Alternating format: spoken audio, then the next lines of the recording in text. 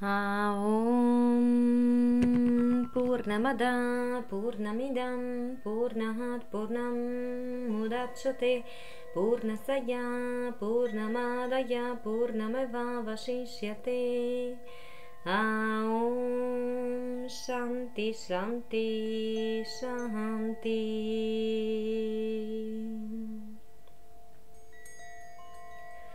Permisiunea ghizilor akashici, deschidem această conexiune către sala cronicilor akashice pentru Delia. Am invocat sinele ei divin împreună aici cu noi și invocăm de asemenea toți îngerii săi, personal, animalele, plantele, cristalele de putere.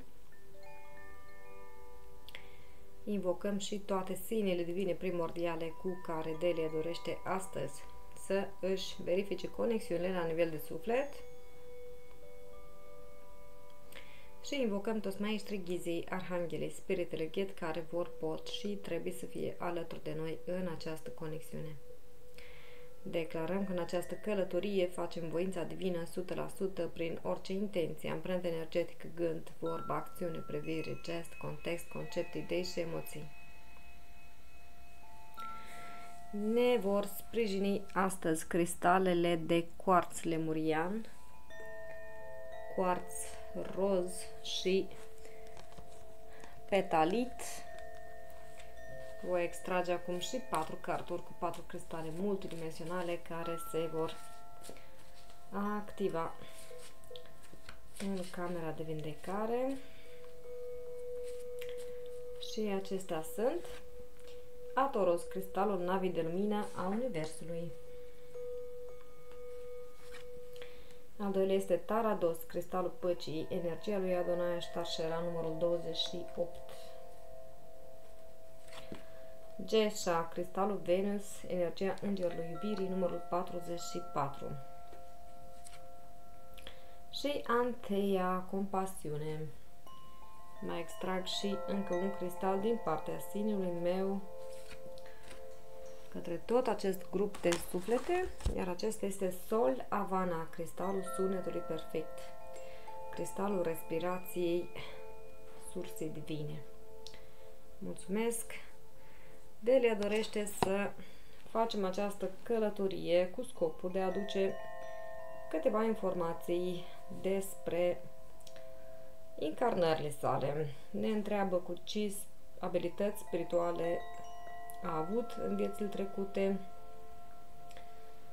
ce are astăzi și cum le poate dezvolta, de unde vine atracția pentru cristale, cum poate să înțeleagă mai bine lumea viselor, să distingă mesajele din alte trăiri, din luminile subtile, relația la nivel de suflet cu surorile și soacra.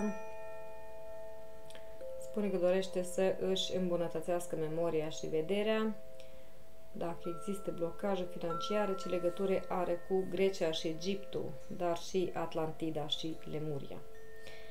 Care a fost prima ei viață ca întrupare, practic, pe această planetă și care a fost ultima înainte de această existență de acum. Câte vieți în paralel trăiește sufletul ei. Ok, și de ce s-a născut în România. Bun. Mă conectez acum la Delia și încep să fac scanarea la nivel de suflet.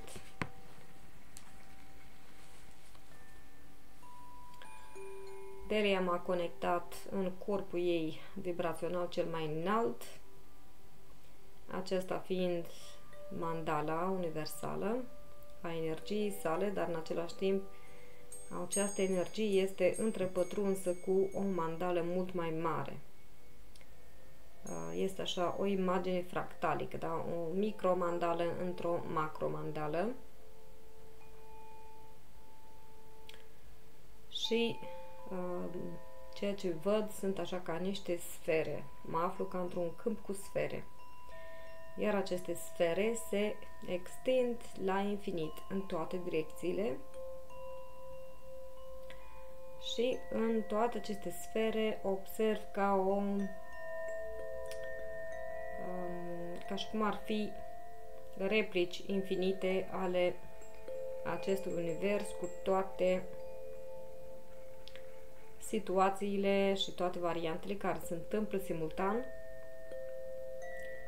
Iar aici conștiința acestei mandale îmi răspunde că ea există în toate aceste sfere simultan.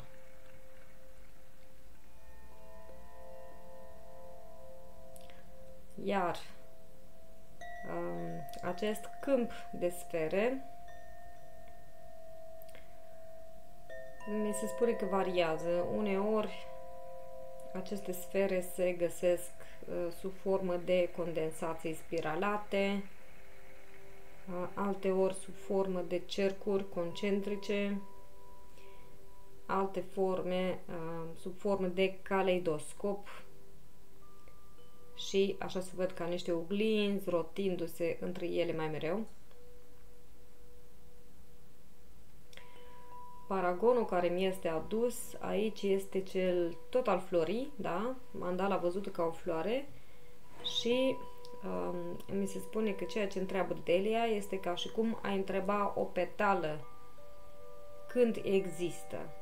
Iar această petală există odată cu toată floarea, adică odată cu toate celelalte petale. Și chiar dacă fiecare petală este individuală, în același timp fac parte din întreg.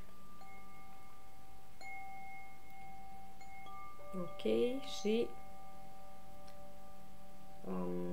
mi se spune că accesul la aceste părți de noi care trăiesc simultan toate variantele posibile de creație se întâmplă în anumite contexte, când noi deja ajungem la o versiune în care am evoluat destul de adânc spiritual. Aici mi se spune că atunci când începe să fie ancorarea corpului budic, putem să primim informații din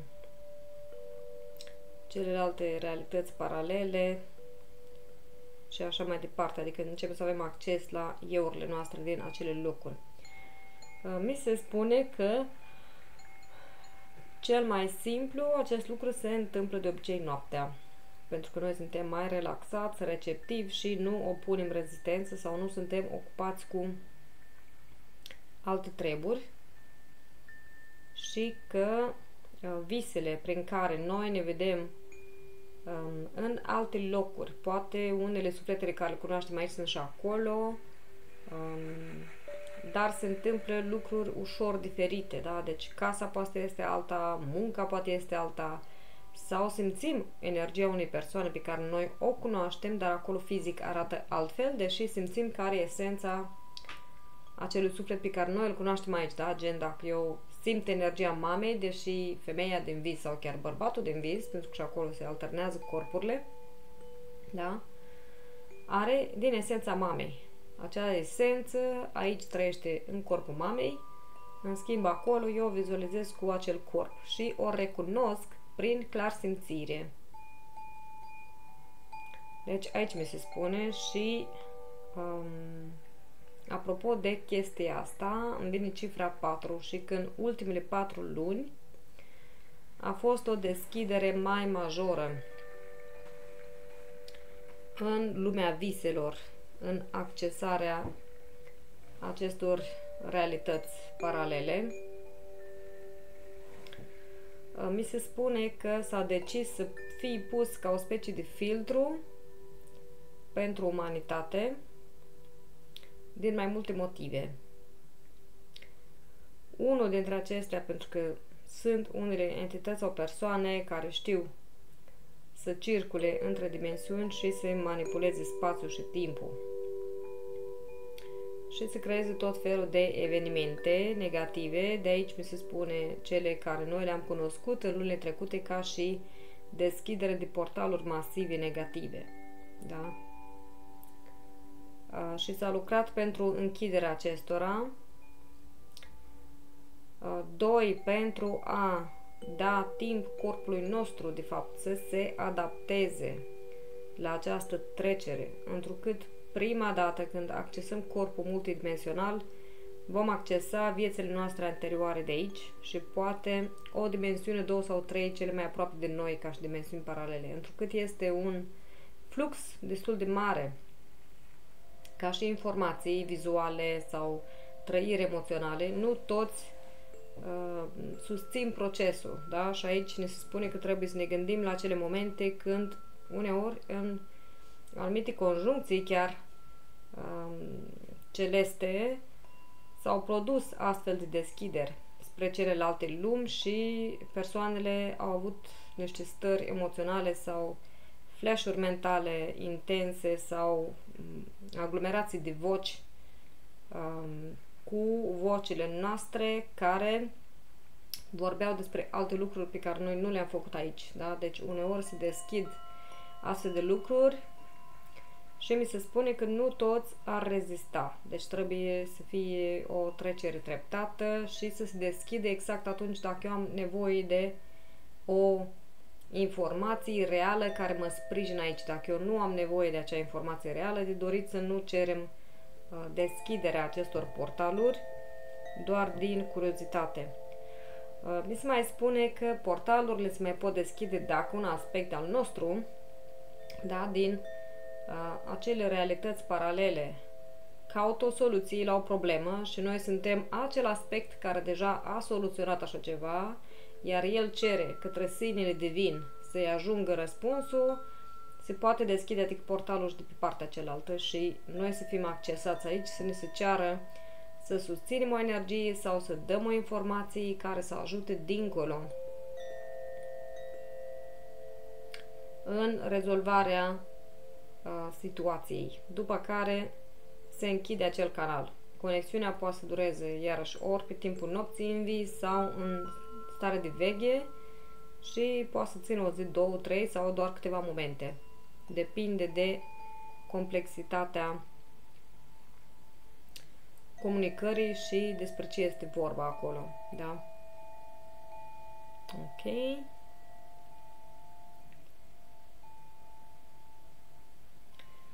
Mi se mai transmite ceva legat referitor de chakra 8, de chakra timpului și că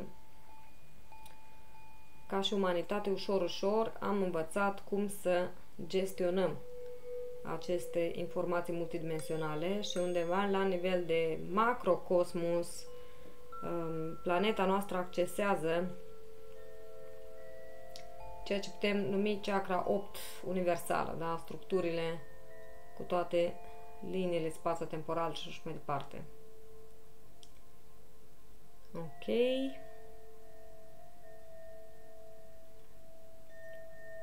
Bun.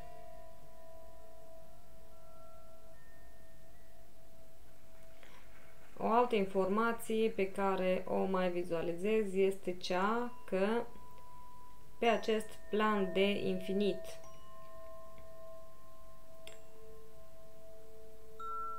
care, de fapt, și universul se expansionează în același timp. O văd așa ca un cerc care devine din ce în ce mai mare, din ce în ce mai mare. Asta o văd în plan orizontal. Apoi, dacă o privesc din plan vertical, îmi apare această energie toroidală, cu ceea ce pot numi partea de sus, așa o văd albă, iar partea de jos o văd neagră. Mă duce și la structura yin-yang, dar în același timp și la plus și minus și mi-a venit ceva de genul gaură neagră și gaură albă. Adică din gaura albă se creează informații și se aduce către lumele grosiere, în gaura neagră se reabsorbe ceea ce și-a închis ciclul. Și că fiecare dintre noi, la nivel micro, vom accesa aceste proprii găuri albe și negre. Da? Deci vom deveni din ce în ce mai conștienți despre ceea ce noi creiem, pentru că avem mintea asta minunată și energia sufletului care ne permite să creiem și să fim fiii sursei, da? Și vom vedea și rezultatele anticreației noastre. De aici suntem iarăși atenționați să ne alegem foarte bine gândurile, cuvintele și că pe această cale de autocunoaștere, ușor, ușor vom întâlni și rezultatele karmice ale creației, să o chemăm așa, pozitive, da? Dar și celelalte negative. Și că nu trebuie să ne fie frică în a reîntâlni aceste lucruri, pentru că noi, de fapt, închidem niște cicluri. Când le-am întâlnit și le-am pus cele două capete, am închis un ciclu. Încă unul și încă unul și încă unul. Și astfel se produce și această conexiune de la micro la macro. Ne cunoaștem forțele interioare. Ok, aici mi se mai transmite că față de cei care vor forța aceste lucruri, le va fi închis cu desăvârșire accesul. Și cel mai bine este să cerem o informație care ne ajută la, știu eu, vindecarea, soluționarea unei probleme. Bun. Foarte frumoasă expunere, așa, și de la micro la macro.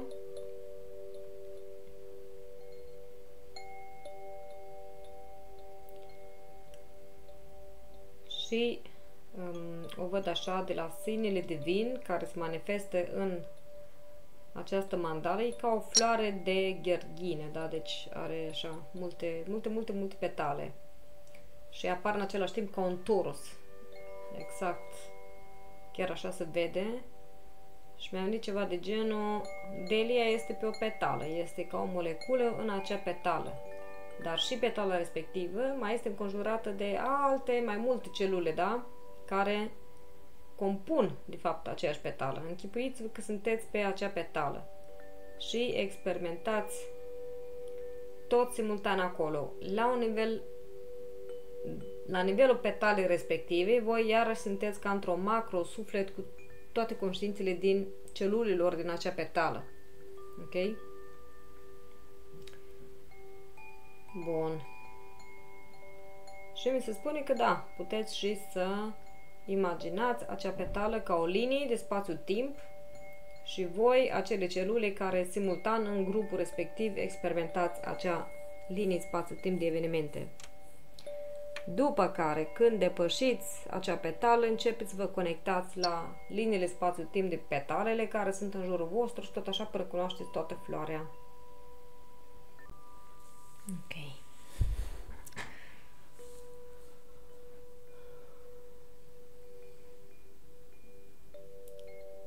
Acum că am avut toate aceste viziuni de ansamblu, le chem așa, o să încercăm să mergem spre micro Delia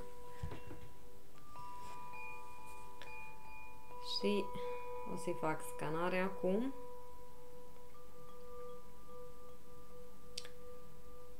A aurei mi-a apărut și corpul diamant, observ aici, în bună parte creat deja în structurile ei. Asta denotă faptul că Delia a început să devină din ce în ce mai transparentă, da? Și a lucrat la curățarea straturilor care acopereau conștiința. Când începem să vedem această transparență în aură, persoana de obicei a atins nivelul în care vede cu transparență sau și chiar spus în profunzime lucrurile pe care îl înconjoară, da? Deci devine așa ca o lentilă atot pătrunzătoare a tuturor straturilor. Această vedere nu neapărat se reflecte la în vederea fizică, ci mai mult este vorba de așa ca o clarsimțire, da? Conștiința care vede prin toate straturile de materie. Dacă eu mă uit la un obiect, simt instinctiv, știu instinctiv din ce este compus. Da? Deci aici se ajunge. Și Delia văd că și-a ancorat o jumătate din acest corp de diamant. Ok, corpul diamant de asemenea mai reflectă și faptul că noi am trecut prin niște teste în care ne-am șlefuit, spus între ghilimele, părțile noastre de ignoranță, am lucrat cu umbra noastră. Uneori când vedem corpul diamant, putem să-l vedem și din perspectiva viitorului, adică persoana în această viață se vede în planul vieții că prin experiențele prin care va trece, va reuși să atingă activarea acestui corp și instalarea lui practic în structuri.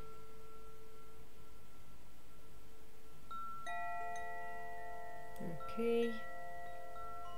Iar referitor la cristale, aici tot continuă să-mi vină pe lângă partea asta de corpul diamant cristale de cuarț lemurian și cuarț hialin la modul general, deci o văd înconjurată. Mi se transmite pentru Delia că aceste forme de cuarț sunt foarte amplificatoare ca și putere energetică și de dorit ca ea să își procure clustere de acest gen și să le aibă prin casă, sau chiar sunt clustere mici care pot fi făcute pandative ca să susțină câmpul energetic în care ea lucrează. Ok. Iar apropo de conexiunea cu cristalele, mi se spune că Delia, pe un alt nivel, mult mai înalt, care îmi corespunde cu 17D, a lucrat ca și inginer la crearea conștiinței cristalelor. Deci este ca o specie de inginer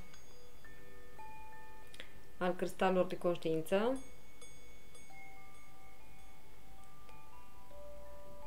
Ok, și aici mi s-a deschis viziunea acestei nave, care o văd că se află în interiorul structurilor acelei mandale, flori.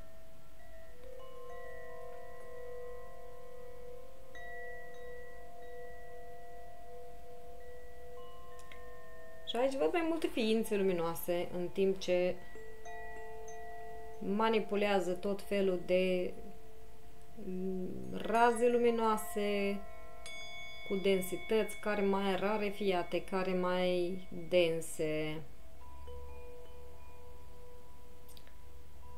ca mai multe specii de plasme, da? Ok.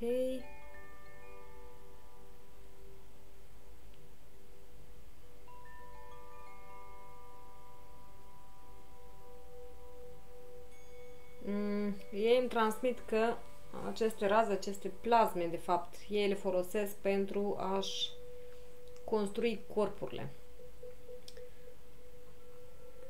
Corpurile care vor merge în anumite dimensiuni, pentru că pentru fiecare dimensiune este nevoie de o anumită densitate, o anumită configurație și chimică între acele substanțe ca să le permită acea experiență. Și aici mi este făcut un paragon. Dacă eu vreau să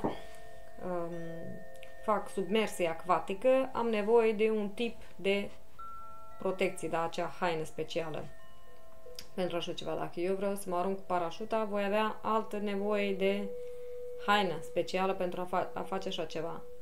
Așa și aceste ființe, efectiv, își creează din aceste lichide cristaline tot felul de corpuri și în bază la condițiile pe planetele unde merg sau chiar pe unele stele, da? Aici îmi vin și astre, nu neapărat doar planete, și meteoriți. Îmi spun că își proiectează corpurile și în condensații stelare, gen unde se formează stelele noi, contribuie la crearea acestor universuri. Și spus așa în nivel macro, ei de fapt creează galaxii, planete, sisteme solare și așa mai departe. Și fiecare este lăsat la fantezia proprie să facă acest lucru. Ok.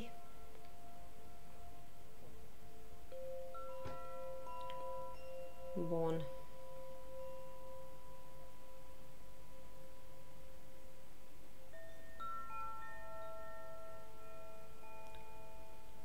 De aici. Iarăși de la macro o să mă întorc către micro.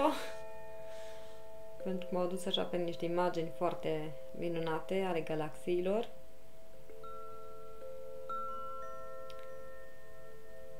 Ok.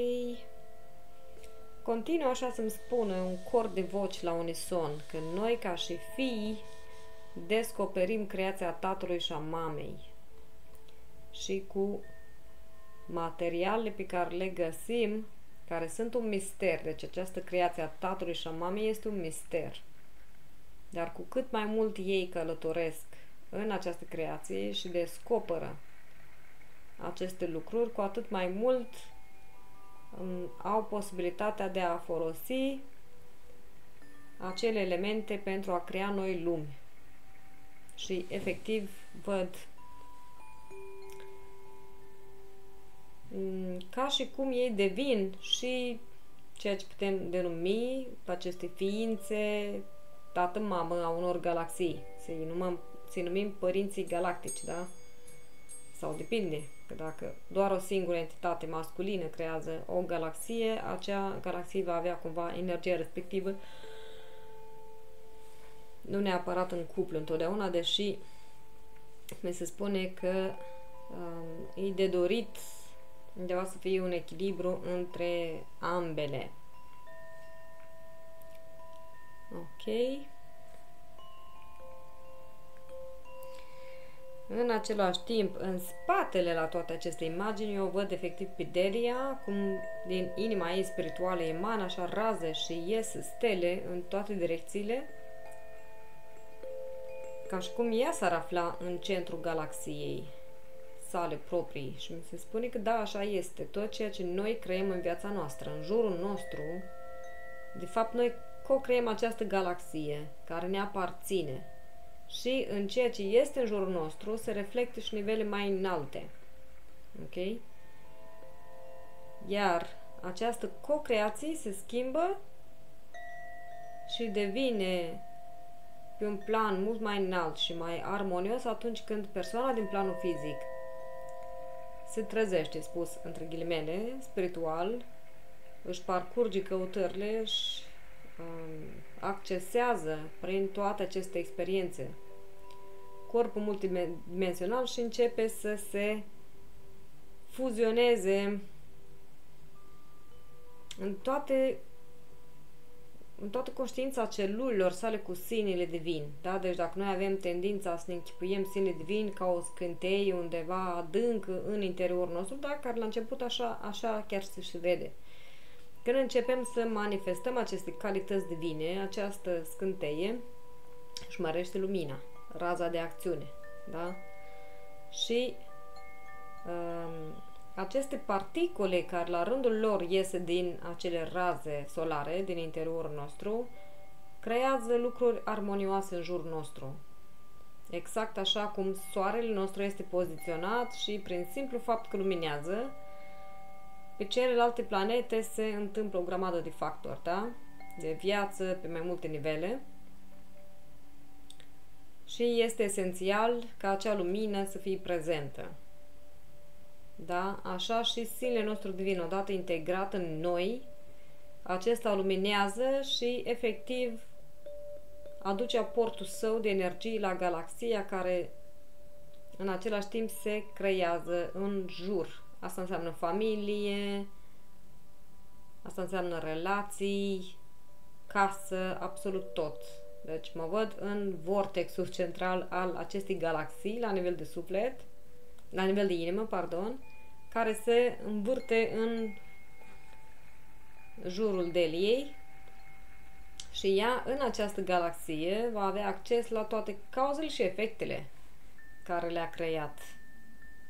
Foarte, foarte, foarte frumos. E prima dată când o văd din perspectiva asta și îți mulțumesc, Delia, pentru ceea ce ai făcut tu ca și suflet ca să accesezi parametrul ăsta de informații, partea asta de informații și să ne-o transmiți prin călătoria sufletului tău.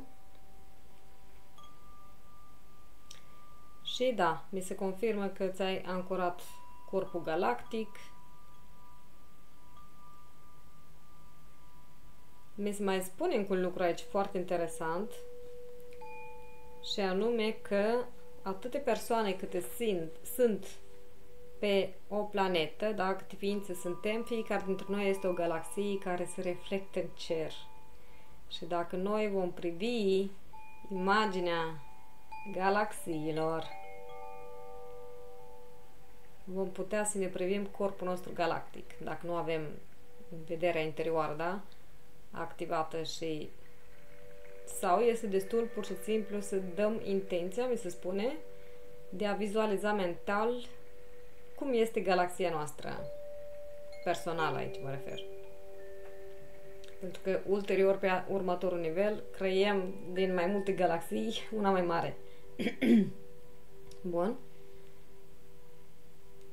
Și mi se spune exact că atunci când proiectați dintr-un laser pe un perete și faceți o floare sau un obiect, da? Așa, sub formă de lumină, se duce sub formă de con, așa și aura voastră, fie ca individ sau ca umanitate, formați aceste galaxii. Și puteți să scanați chiar aceste galaxii și să obțineți informații din structurile sale. Uneori poate să vă fie de folos, alteori nu. Mi se spune că putem să o facem la început ca și exercițiu pentru a ne familiariza cu acest strat din aură și trăirea care o avem atunci când am atins acest nivel din aură este că ne simțim conectați la tot ceea ce ne înconjoară și e o simțire așa la nivel orizontal, nu vertical, la nivel orizontal. De parcă am fi conectați la infinit cu planul material în toate direcțiile. Ok.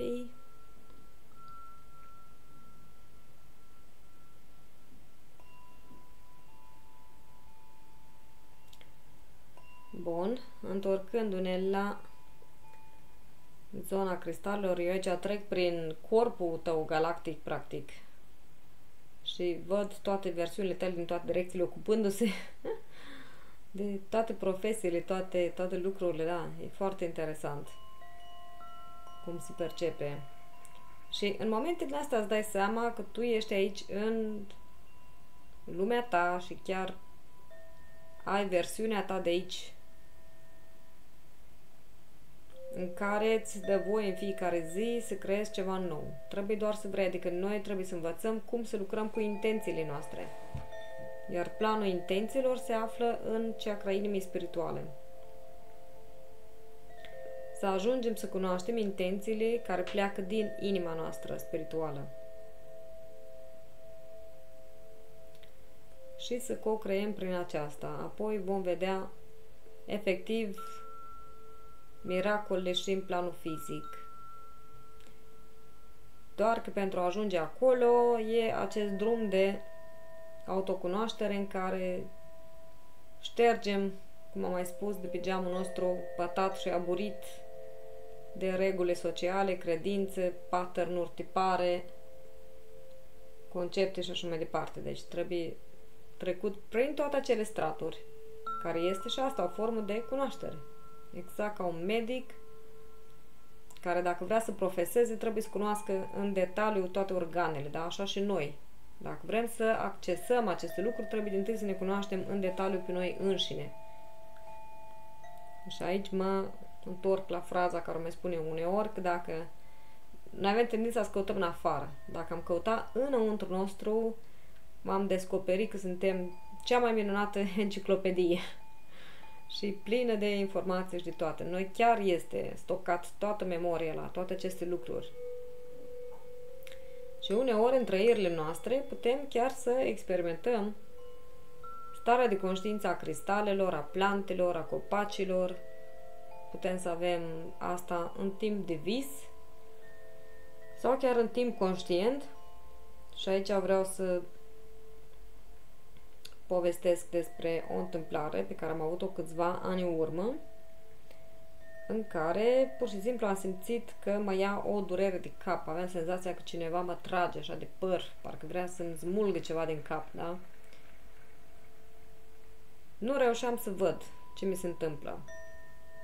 Mă gândeam, zic, poate este un atac energetic, poate cine știe ce aspecte iese la vindecat sau cine știe ce se întâmplă. Într-un final, după câteva 10 de minute bune, mi-a venit răspunsul, da? Când am cerut Sfinului Divin să-mi arate care este cauza acelei stări și m-am întins pe canapea și am închis ochii ca să accesez informația, mi-a venit imaginea acestei flori de romaniță căruia îi erau rupte petalele. Gen acele jocuri, mă iubește, nu mă iubește, mă iubește, nu mă iubește, da? Și ceea ce simțeam eu era de fapt durerea florii. Eram în conștiința unei flori.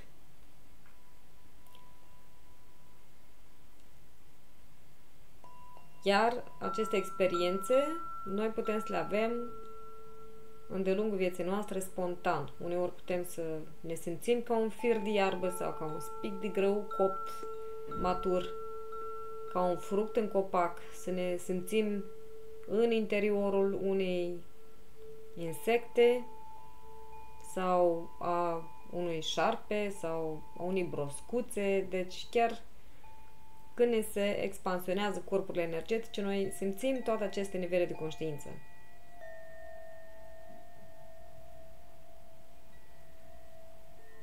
Ok.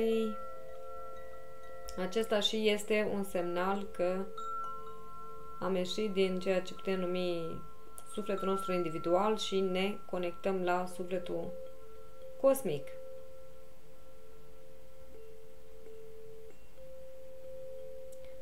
Și întrucât sunt niște trăiri aparte, prin care noi le resimțim chiar cu simțurile noastre fizice, de dorit este acest proces să fie lăsat să ajungă natural, adică să nu-l forțăm, cum se mai întâmplă cu tot felul de substanțe, halucinogene și mai departe. Sfatul meu întotdeauna este lăsați lucrurile să se întâmple natural.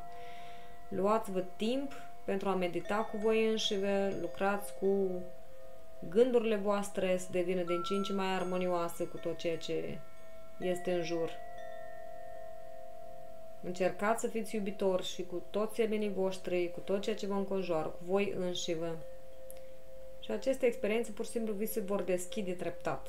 Pentru că noi când ne deschidem spre unitate, vom simți tot ceea ce ne înconjoară. Și uneori dacă eu ajung să simt un câmp de conștiință a cuiva care a suferit foarte mult, sau știu eu, chiar o zonă, gen cum sunt cimitirile, da? Este normal, pentru că noi de fapt simțim vibrația acelui loc. Și astfel cunoaștem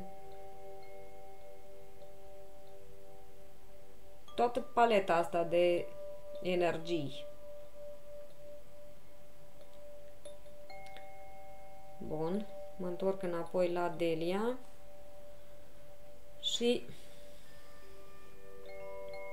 mai întreb încă o dată câte vieți a avut pe pământ. Pentru că dacă mi-arată toate direcțiile așa la plan de infinit, clar că îmi este dificil să dau o cifră și mi se mai spune atenție că voi mai formați o versiune de-a voastră cu fiecare gând pe care le emanați. Și da, la început de drum, când începeți să vă cunoașteți, vă poate fi util să aveți așa ca o numărătoare, cum ar veni. Dar trecute anumite nivele, nu vă mai sprijină cu nimic, pentru că de fapt intrați în câmpul de conștiință colectiv și în acest câmp de conștiință colectiv tendința este să te identifici cu tot ceea ce există și de pe acel plan tu ești în toate cele ce există și trăiești pur și simplu simultan în toate cele lucruri. Mi se mai spune că mai sunt și partea cu viața astrală, chemat între ghilimele, în care noi, înainte de a lua corp fizic, mai staționăm în preajma unor suflete sau, știu, în anumite locații pentru a ne lua câteva informații. Dacă suntem noi pe această planetă, staționăm, știu eu, în templele astrale sau lângă anumite grupuri de suflete ca să învățăm cum se comportă aceștia. Da? Și acolo ne alegem cam ce am vrea să experimentăm și noi. Și uneori aceste trăiri se pot resimți ca un corp fizic, da? Pentru că uneori ne este chiar dat voie din această stare, fiind în aura cuiva, le resimțim ca noastre. Și iarăși la fel poate să rezulte așa ca o viață trăită. Deci aici chiar nu pot să-ți dau un număr de vieți. Și sinele tău totuși continuă să spună. La început vă este dat să știți cum ar veni câteva piese doar ca să înțelegeți un pic cum se structurează lucrurile. Dar după asta vorbim de șiraguri de cifre. Bun. Ca și prima încarnare pe acest pământ, la nivelul tău, Delia, din acel moment, mi-a ajuns imaginea unui cățel. De fapt, mai bine zis, a unei cățelușe. Și aceasta era una dintre animăluțele de companie a ceea ce seamănă cu o împărăteasă chineză. Deci vorbim despre zona aia de populație, da, cu trăsăturile respective, deși este ceva foarte, foarte antic. Și aici, în zona acestei cățelușe, eu văd sinele divin spunând, mi-am trimis o extensie, da, așa ca o picătură din mine,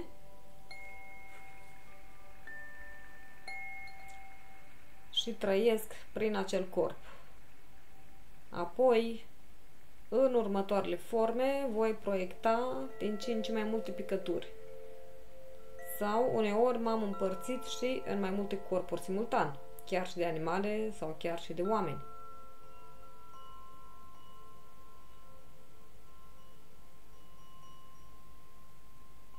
Ok. Bun. Iar referitor la ultima viață care a fost înainte de aceasta,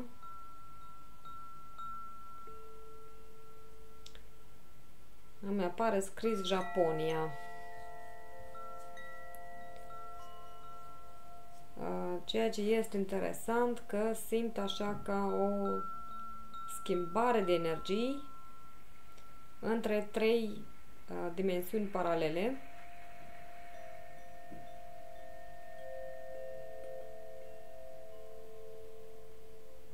Și din câte am înțeles, a fost o sferă de esență împărțită în trei corpuri simultan.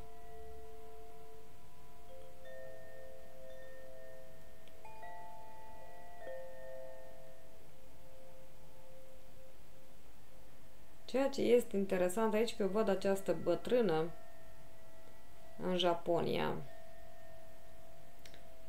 Și îmi apare informația că aceasta moare de cancer.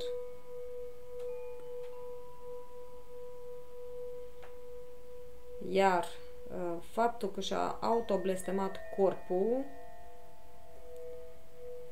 a dus așa ca la o creare a unei găuri negre pe care sufletul a decis parcă să o estompeze și efectiv să o șteargă din structurile tale, ca să nu afecteze tot ansamblul de energie. Mi-a venit ceva de genul, a fost o energie prea compromițătoare pentru celelalte structuri și a trebuit să o dizolv. De asta nici nu ai fi putut să o accesezi decât acum, pentru că s-au tot mers pe stratul și mai sunt și astfel de vieți în care uneori se mai fac și astfel de lucruri. Foarte, foarte interesant chestia asta. Îmi spune că experiența acelei vieți fantomă, să o numim așa, da? Oricum vine transpusă în următoarele corpuri și anumite efecte karmice amortizate, estompate, persoana poate să le trăiască ea sau grupul de suflete din jur. Mi se spune că în acea viață fiica ta a fost sufletul mamei tale de astăzi.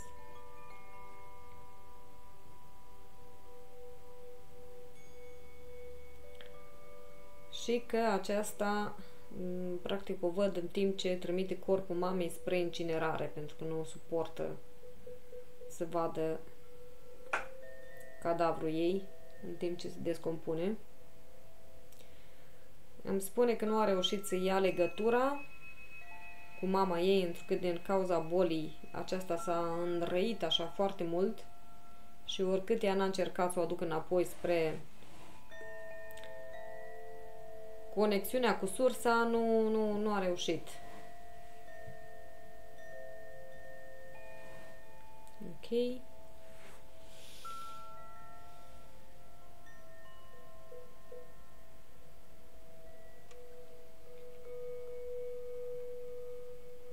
Am întrebat dacă trebuie să intervenim cu ceva și mi s-a spus că nu. Pentru că Delia are deja algoritmul activ în structură, algoritmul transmutărilor karmice și este activ. Mi-au apărut așa niște vortexuri circulând în toate direcțiile și dincolo de acestea, adică la marginea acestor vortexuri, energia întunecată care efectiv venea ca și cum prinsă în elicile respective și transmutată în particule luminoase. Bun. Mi se spune să continuăm pe lista de întrebări. Ok.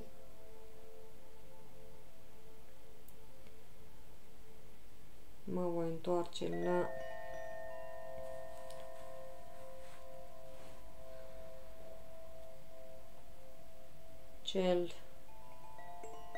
acele întrebări. Abilitățile spirituale pe care le-a avut în viețile trecute. Mi-a venit mâini radiante și o lumină smarald foarte intensă. Deci vindecarea prin așezarea palmelor. Și asta mi se spune că poți să o accesezi și astăzi prin intenția ta, cerând sinului tău divin să îți activeze gradul de vibrații cât mai benefic pentru corpul tău și tot ceea ce faci, Delia, să fie încărcat cu această lumină și chiar să începi să faci terapii, fie că o faci pe plante, animăluțe, persoane, și în acel proces ți se va deschide din ce în ce mai mult. Deci, practic, e ceva de genul, ți-am dat un exercițiu practical și în timpul practicii vei învăța. Doar rămâne cu inima deschisă, receptivă. Ok.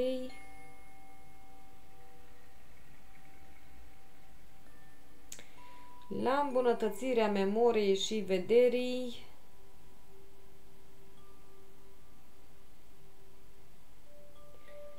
mi se spune că în cazul tău, și nu numai în cazul tău, dar în cele mai deseori se întâmplă ca noi, dincolo de disfuncțiuni, da?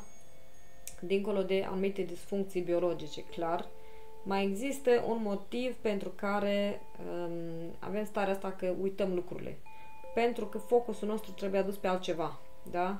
Și mi se spune că uneori când noi facem aceste treceri de la a structura și a echilibra chakra timpului, sunt perioade în care ne amintim lucrurile foarte bine și sunt perioade în care nu ne le amintim, dar concentrația noastră este dusă pe anumite lucruri. Da? Deci trebuie să învățăm și o stare și cealaltă.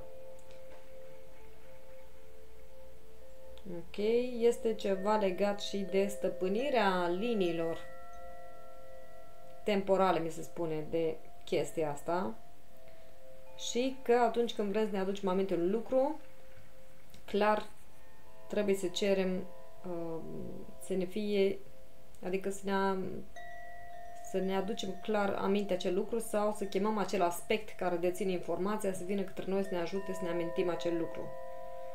Și că faptul ăsta că suntem oricum cu atenția distribuită, având atâtea lucruri în jurul nostru, da? Deci când am fost noi în copilărie sau, mă rog, în tinerețe, a fost altfel de lume. Erau mai puține obiectele care puteau să-ți distragă atenția, da? Și avem tendința un pic ușor să ne pierdem în toate lucrurile astea.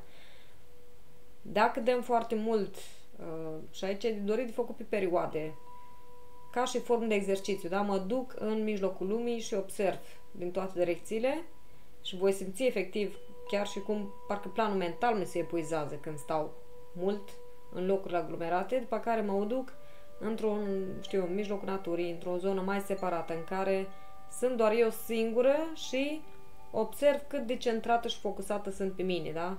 Deci noi trebuie să stăpânim și aceste lucruri.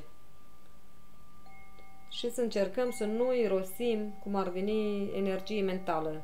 Pentru că ea este creatoare. Când intrăm în tot felul de, bârfe, discuții sau filme care nu ne aduc ceva constructiv, ci poate sunt și acolo niște vibrații dezarmonioase, horror, drame, războaie și mai departe, decade foarte multă energie mentală.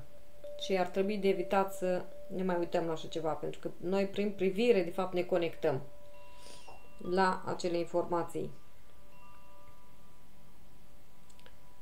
Ok. Dacă există blocaje financiare, mi se spune că de la tine nu. Dar există un blocaj, ceva care se derulează prin karmele la soțul tău. Acolo trebuie conștientizat pe linia masculină. Cu ce fel de programe de sărăcie sau autolimitare a venit. Gen, dacă eu nu merit, nu mă simt eu bine, da? Cum arăt în fața lumii, cine știe dacă sunt prețuit pentru ceea ce fac. Aici trebuie făcut așa o scanare mai amănunțită și exercițiul cel mai simplu, ca întotdeauna, este pixul și foaia în care scriem când devenim conștienți de aceste gânduri autolimitative. Deci de lucra pe linia paternă. Momentan nu are conexiune cu tine aici. Pe tine te văd ca un spectator prin fața căruia trece firmulețul soțului tău și cu neamului de pe partea respectivă de pe arbore.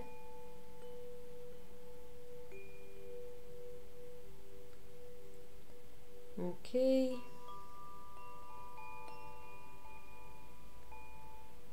Ce legături ai cu Grecia și Egiptul? Din Grecia mi-a venit imagini cu o doamnă foarte bogată care deținea livezi de portocale și mi se spune că esența uleiului de portocale este ceva care, apropo, te conectează și la prosperitate. Uite ce chestie interesantă ca și informație.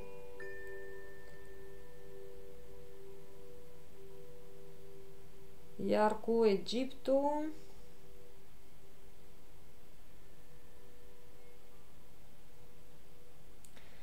mi s-a deschis un flash cu casa ta dintr-o viață și îmi apare ceea ce este sora ta,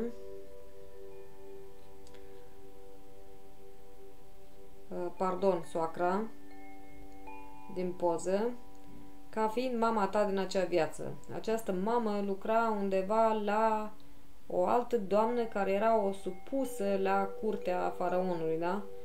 Și am văzut aici niște conflicte. Mama ta încerca să spună că tu trebuie să te educi într-un anumit fel, pentru că va trebui să preiei la un moment dat meseria ei, pentru că așa era tradiția din familie în familie. Iar tu ai spus ceva de genul că eu n-am de gând să fiu următorul sclav din tot lanțul ăsta de de servitor sau ceva de genul ăsta. Și că vroiai să rupi cumva acel lanț și să devii cu totul altceva. Și aici îmi vin conflicte rămase de acest gen. Pentru mama ta din acea viață, de fapt acea muncă pentru ei era ca o onoare. Da? Și tu, practic, prin nesupunerea ta, ai dezonorat familia ta din acea viață. Doamna bogată pentru care ea lucra îmi corespunde cu sora ta mai mare. Ok, și mi se spune că asta s-a simțit ofensată, ea, da, în momentul în care, când mama ta a ajuns la vârsta în care nu mai putea să lucreze, tu efectiv, ai refuzat să iei locul.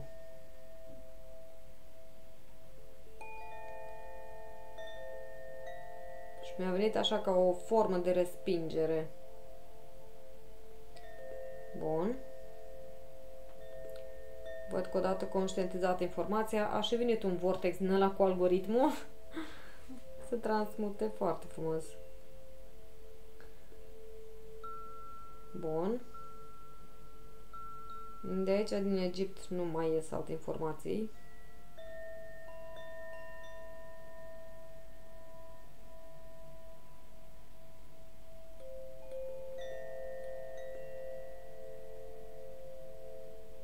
Am mai scanat încă o dată, dar tot nimic. Atunci o să merg și voi scana cu pozele familiarilor. Mai scanez încă o dată cu soacra ta. Mi-a mai venit profesoră de muzică.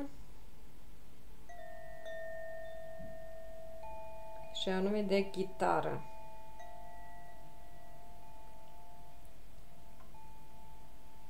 Și că tatăl tău a primit lecții de chitară de la această doamnă și a avut o relație extraconjugală cu ea. Pe tine te văd micuță asistând la efuziunile lor. Deci tu nu-ți dădeai seama ce este, dar de fapt când erau singuri, bine, erai și tu pe acolo, ei se atingeau. Da? Asta îmi vine. Bun. Cu sora ta mai mare mi-au mai ieșit niște flash-uri, dar simt că nu sunt de aici, sunt din altă realitate, în care vă văd croitorese și ca o specie de competiții între voi, cine scoate modelul cel mai frumos, cine are corpul cel mai frumos ca să demonstreze acel model către lume și să captiveze clienții, cam ceva de genul ăsta. Ok. Cu cealaltă soră mai mică, în schimb, îmi vine flash dintr-o realitate paralelă undeva în stânga, în spate, în care tu ești medicul ei de familie și aceasta decide să se suicide pentru că a lăsat-o iubitul ei, cu care ea a avut relații intime și cu care nu s-a căsătorit. Și mama acestei fete a bătut-o practic la cap. Uite ce ai făcut, că eu nu te primesc acasă dezvirginată și așa mai departe. Deci suntem în epocă din asta cu dogme la acest capitol. Și această pacientă efectiv a ales să se sinucide și mi-ajunge așa ca o pată neagră de la gâtul tău la gâtul ei. Pentru că oricât n-ai făcut, n-ai reușit să schimbi evenimentele, da? Și te simți vinovată față de ea. Ok.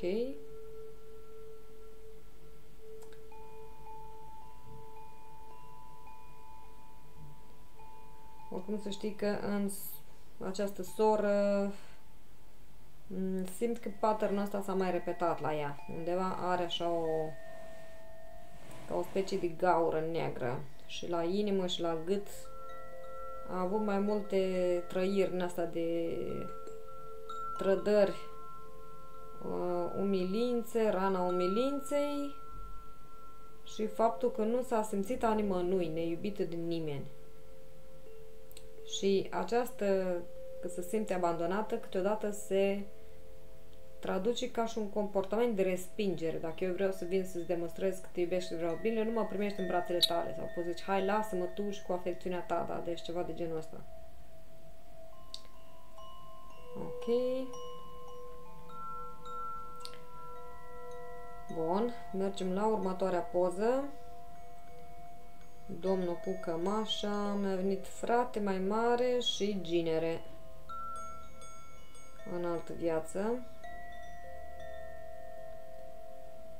În ambele vieți observ o energie armonioasă. Acum nu mi iese distorsiuni de aici. Și el a mai fost și frate geamăn cu soțul tău. Frate geamăn și frate mai mic. Ok. Continuăm și cu pozele părinților și ale copiilor.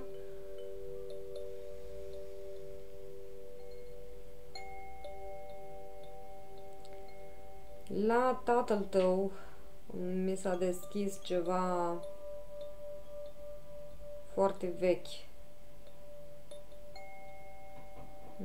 Ca și locație suntem undeva prin Italia și îmi ajunge imaginea unui adolescent, cred că vreo 14-15 ani, în timp ce este dat la câini ca și mâncare. Este sclavul unui om care se ocupă cu aceste traficuri umane și pedeapsa lui preferată, cei care nu-i convenea sau nu-i, mă rog, avea el ceva cu ei, îi dădea mâncare la câinii lui și mi-a venit flash cu tine aruncat acolo. Și blestemul asupra lui.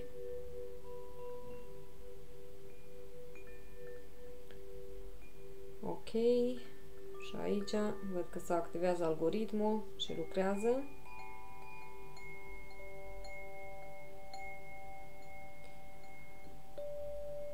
Cu mama ta. Momentan nu-mi iese informații.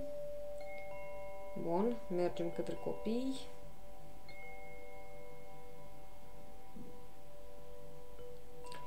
Despre fiica blondă, mi se spune că într-un univers paralel, cumva plasat la dreapta noastră, dacă putem să zicem așa, din poziția în care suntem, ești flacără geamănă cu ea. Și trebuie să faci algoritmul flăcării gemene pe acea dimensiune ca să mai rezolvați din karmele voastre personale. Da?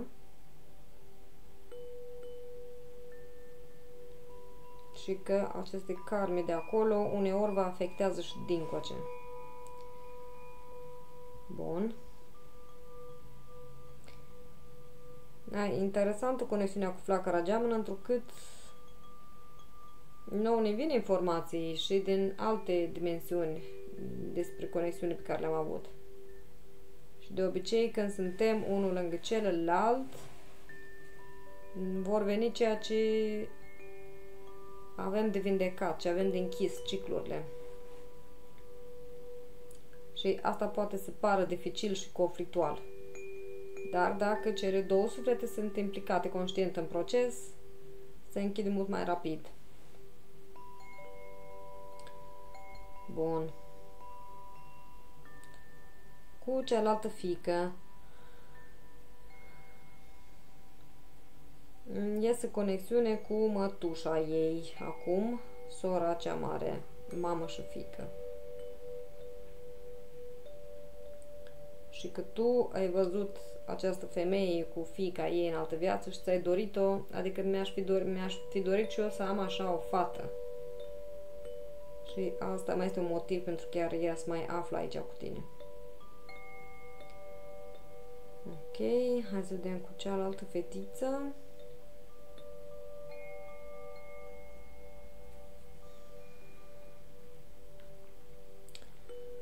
Despre ea mi s-a deschis un flash undeva de pe Spania și mi-a ajuns informația că ai cumpărat-o. Pentru că ai găsit-o pe drumuri, fiind obligată să se prostitueze